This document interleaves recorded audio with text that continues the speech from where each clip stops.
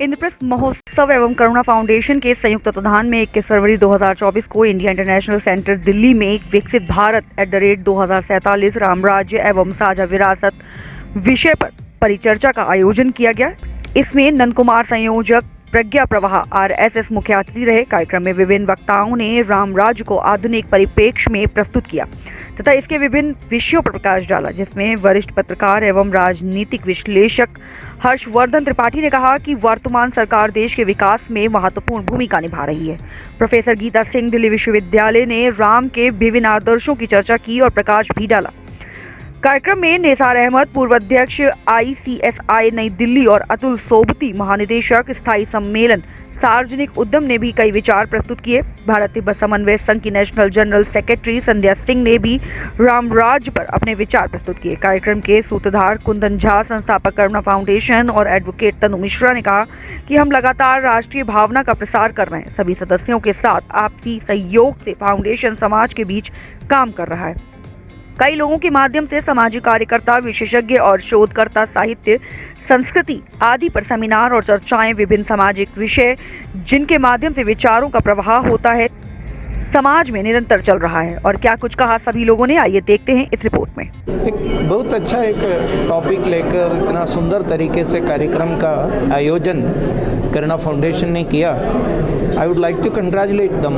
एक प्रकार से इसी समय पर हर जगह, हर स्थान पर इस प्रकार का जो डिस्कशंस होने की आवश्यकता है, उस दृष्टि पर ये डिबेट है, सिम्पोजियम बहुत अच्छा एक पहल है। सही में भारत के विकास के बारे में अभी हमको सपना देखने का ताकत मिल गया है।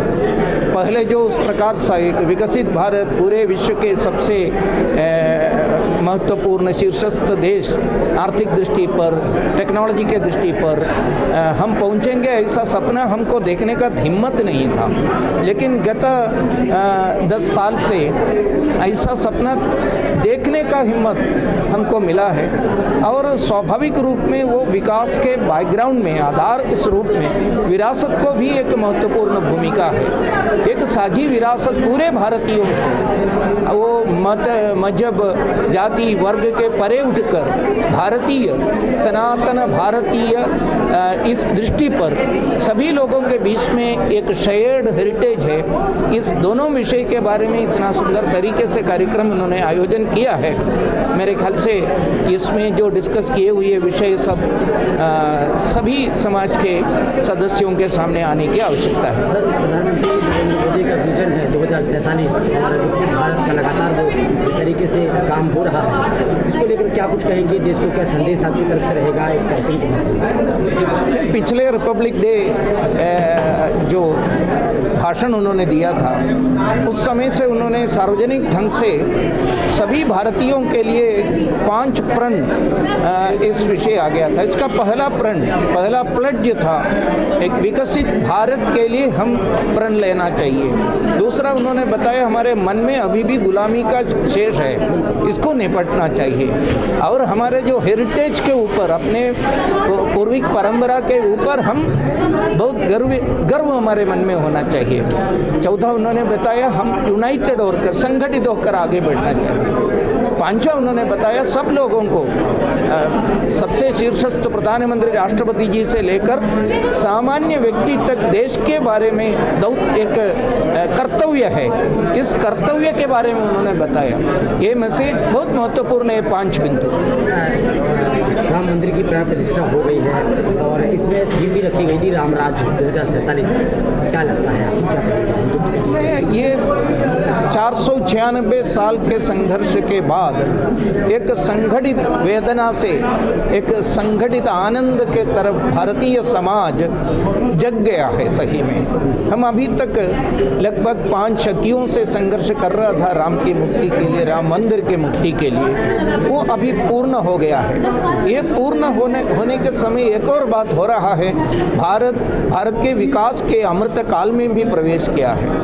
2047 आते आते भारत एक विकसित राष्ट्र बन जाएगा, फिर से राम राज्य आ जाएगा, ऐसा एक संकल्प भी है। क्योंकि राम ने जो जिस बातों के उन्होंने रिप्रेजेंट किया वो विकसित समर्थ भारत के बारे में था, सुतार्य एडमिनिस्ट्रेशन के बारे में था, तेज के साथ विकसित होने का था, धार्मिकता का था, सदाचार का था। ये सब बातें आज के तारीख में भारत के सबसे ज़रूरत बातें हैं। इस संदेश राम राज्य, राम मंदिर स्थापना से हम सभी विकसित भारत एक परिकल्पना है। और जैसे हमारे करुणा फाउंडेशन के जो फाउंडर हैं कुंदन जी और डायरेक्टर हमारी तनु मिश्रा जी ने बहुत अच्छा एक विषय बहुत अच्छा था जिस पे आज परिचर्चा हुई और सभी गणमान्य व्यक्ति अच्छे जो आके इस पे उन्होंने वक्ताओं ने अच्छा इस विषय पे बोला। तो विकसित भारत क्या है, जो ग्रामीण क्षेत्रों में भी जिस तरह से विकास हो रहा है, हमारे मोदी जी हर क्षेत्र में विकास के लिए, जैसे आर्थिक रूप से हमारा देश किस तरह से बढ़े, उस तरह की सारी परियोजनाएं स्टार्ट की जा रही है। और आने वाले टाइम में 2047 तक हमारा देश पूरी तरह से विकसित हो जाएगा, जिसमें स्वास्थ्य को लेके, नए नए कुछ कार्यों को लेके, मैन्युफैक्चरिंग, हर चीज़ की तरफ से, कि जिससे आर्थिक स्थिति भी हमारे देश की जीडीपी भी बढ़े, उस तरह से कार्य किए जा रहे हैं। और हमारे माननीय मोदी जी हैं इस कार्य में लगे हुए हैं और हमें विश्वास है कि 2047 तक एक बहुत बड़ा चेंज आएगा। और इस कार्यक्रम में, इस परिचर्चा में कहीं ना कहीं राम राज्य की बात की गई है जी। तो उसको क्या कहेंगे, क्योंकि राम मंदिर का भी भव्य शुभारंभ हो चुका है। जी, राम शब्द के लिए मैं ये बोलना चाहूँगी, क्योंकि मैं ज़्यादा जो वक्ता थे उन जैसा तो नहीं बोल सकती, पर इतना कहूँगी कि राम शब्द एक पॉजिटिव वाइब्स है। हम जब राम बोलते हैं तो हम अंदर तक पूरे पॉजिटिव हो जाते हैं। इससे हमें काम करने के लिए हर क्षेत्र में एक ताकत मिलती है। हम कहीं भी कुछ करते हैं तो पॉजिटिव हो रहे हैं। तो सबसे बड़ी बात है कि हमारे मोदी जी ये चाहते हैं कि पूरा देश हमारा राममय हो जाए, और जिस दिन वो पॉजिटिव हो गया तो आप खुद ही सोचिए, जब इंसान पॉजिटिव हो जाता है तो किसी भी क्षेत्र में वो कार्य कर सकता है, आगे बढ़ सकता है। तो करुणा फाउंडेशन की जो एक कोशिश है कि इस एक विषय को इन्होंने उठाया है और बड़ा अच्छा विषय था। इस तरह के विषय वो काफ़ी बिल्कुल अनोखा विषय लाते हैं जो बिल्कुल सुनने में नहीं मिलता, पर अच्छा था विकसित भारत। हमारे पहले से एक योजना थी कि एक छोटा सा गोष्ठी सेमिनार करते, जो कि हम लोग साहित्य महोत्सव 2 करना चाह रहे हैं। उसके व्याप में उससे पहले एक वार्म अप गोष्ठी होनी चाहिए। तो उसमें हमने राम राज्य ये सब्जेक्ट सोचा कि हाँ, आधुनिक भारत और राम राज्य जो कि अभी चल रहा है फिलहाल, उसको दोनों को मिक्सअप करके एक सब्जेक्ट बनाया जाए और उस पर चर्चा कराई जाए। तो इसका उद्देश्य क्या था, मुख्य उद्देश्य क्या था और कौन कौन वक्ताओं को आपने बुलाया था? इसका मुख्य उद्देश्य ये था कि हम समझे कि हाँ, राम राज्य कैसे हमारे साथ आज के दिन में हमारे इस वातावरण में कैसे, जैसे हम अपनी सारी चीज़ों को छोड़ते जा रहे हैं, अपनी संस्कृति को भूलते जा रहे हैं। तो उस संस्कृति को कैसे, आधुनिक संस्कृति को और पुरानी संस्कृति को कैसे एक साथ मिक्सअप करें। जैसे राम राज्य में भाई का दुश्मन नहीं हुआ करता, तो भाई के लिए राजगद्दी छोड़ करके अपने सर पे उनका क्या कहते हैं, पादुका रख के राज्य करता था। तो एक वो संस्कृति होती थी, वो सब चीज़ें विलुप्त होती जा रही हैं हमारे यहाँ। तो ये एक कल्पना थी कि हाँ, इसको एक कराया जाए। इसमें माननीय जे नंद कुमार जी से हमने चर्चा करी, उनको विषय वस्तु पसंद आई और उन्होंने समय दे दिया। उसी के परिप्रेक्ष्य में हमने माननीय गीता दीदी और अतुल सोपती जी हैं, हर्षवर्धन जी हैं, निसार सर हैं और माननीय श्री नीतीश कुमार जी, इन्होंने समय अपना दिया और वक्तव्य दिया इस पे चर्चा। आगे की योजना क्या है और जिस तरीके से प्रधानमंत्री नरेंद्र मोदी जी का विज़न है 2047 विकसित भारत, क्या लगता है ये जो कार्यक्रम है आने वाले वक्त में एक बड़ा रूप लेगा? बिल्कुल। योजना क्या है आपके? बिल्कुल, माननीय प्रधानमंत्री जी की जो योजना है आधुनिक भारत, विकसित भारत की, इन्होंने जो नारा दिया है वो आगे समय में वाकई में भारत को विकसित करेगा, न कि इंडिया को। ये भारत जो हमारा राम राज्य की संकल्पना में भारत है, भारत शब्द, तो भारत शब्द को विकसित करेगा, जो हमारी संस्कृति है उसको उजागर करेगा। लोगों को पसंद है। हाँ, हमारे उम्मीद से ज़्यादा सक्सेसफुल रहा। करुणा फाउंडेशन की तरफ से ये छोटी सी ये थी कि हम लोग अब साहित्य महोत्सव हमारा 2 होने वाला है, उससे पहले हम लोग फाउंडेशन की तरफ से ये छोटा सा सेमिनार किया जो कि काफ़ी सक्सेस रहा, जैसा कि आप लोगों ने देखा भी। साहित्य महोत्सव 2 में क्या तैयारी रहती है, वो भी उसमें भी क्या? उसमें हम लोग साहित्य के ऊपर ही काम करते हैं। साहित्यकारों को जो राइटिंग टाइटोलॉजी नहीं कह सकते, हम ये कह सकते कि जो व्यक्ति हमारे देश के बारे में कुछ अच्छा लिखते हैं, अच्छी अच्छी बातें, जो लेखक उनकी किताबों को लेकर क्रिएटिव एग्जीबिशन लगाते हैं, अपने संस्कृति के बारे में बताते हैं। ये एक महोत्सव है, साहित्य नहीं कह सकते इसको, इंद्रप्रस्थ महोत्सव की तरह हम अपनी संस्कृति को दिखाने का हर एक मौका उसमें लगाते कि हाँ कि हर चीज़ दिखा सके, उसमें शो कर सके। उसमें एक चैप्टर साहित्य भी है। तो क्या कब ये कार्यक्रम होने वाला ये है? अब बहुत जल्द आपको पता चल जाएगा, इसी साल होने वाला, बहुत जल्द पता चल जाएगा। पिछली बार आपने कई कवित्रियों को बुलाया था आपने? हाँ, 110 राइटर्स को बुलाया था हमने उसमें। कितने दिन का ये कार्यक्रम होता है? 3 दिन का होता है। पिछली बार कन्हैया मित्तल भी आए थे। जी, कन्हैया तो इस मित्तल बार भी क्या थे। लगता है, दोबारा उनकी उम्मीद है या और कोई? बिल्कुल, और उनसे भी बड़े बड़े लोग आएंगे, ऐसी बातें, उनसे अच्छे भी लोग आएंगे। मतलब उनसे क्या कहे, वो तो खुद भी अच्छे, बहुत अच्छे हैं। और वो जी, मैं टॉपिक को पूर्णतः बता दूं, ये विकसित भारत है 2047, राम राज्य एक साझी विरासत।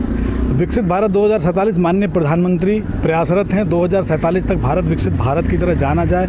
और कैसे जाना जाए, इस बात पर चर्चा थी कि भाई किसी चीज़ की परिकल्पना संकल्पना तो हम कर गए, पर कैसे करेंगे।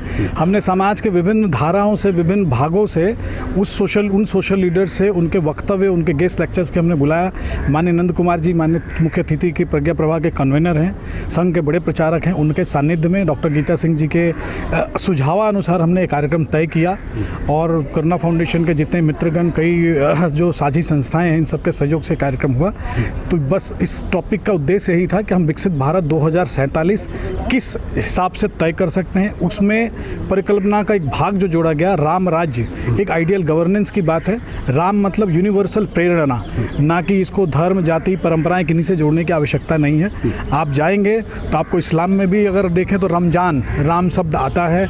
तो राम शब्द जो है बहुत व्यापी है। और राम राज्य का मतलब एक आइडियल गवर्नेंस की बात है, जो हम उस त्रेता युग से समझते आ रहे हैं। तो बस ये संकल्पना यही थी कि विकसित भारत 2047 जाएगा तो वो आइडियल गवर्नेंस, राम राज्य को समझते हुए, जो कहा ना माननीय नंद कुमार जी ने कि एक स्पिरिचुअलिज्म एक बड़ा आधार होगा, उसको पकड़ के हमें आगे बढ़ना होगा, उसको हम अछूता नहीं मान सकते। करुणा फाउंडेशन के इस कार्यक्रम का कितना बड़ा उद्देश्य रहेगा और कितना बड़ा संदेश जाएगा समाज में?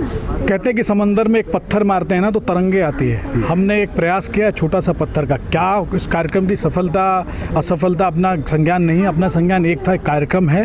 कार्यक्रम में विचार और वैचारिक लोगों का आना जरूरी है और विचार लोगों तक जाना जरूरी है। इसमें हमारा एक छोटा सा प्रयास है और ये प्रयास निरंतर जारी रहेगा, ऐसा उम्मीद करता हूँ। करुणा फाउंडेशन की आगे की योजना क्या है?